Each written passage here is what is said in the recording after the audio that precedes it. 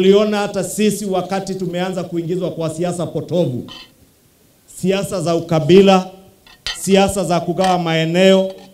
Wengine wakasema wa Kisii ati kura yao ni kidogo, walikuwa nafanywa hivi, kura yenu ni kidogo hivi, share yenu ni kidogo.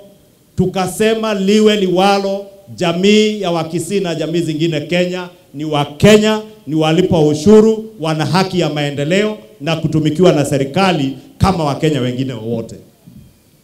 Na ndio mliona tumesimama kidete, hata tukiwa viongozi kutoka Mlima Kenya. Tukasema hatutakubali mtu yeyote atutenganishe sisi na Wakenya wengine.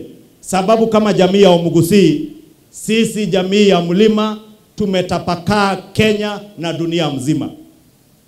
Vile vile nitawaomba nyinyi tusikubali hata kidogo kiongozi ama viongozi yeyote atuletee siasa potovu za kutugawa.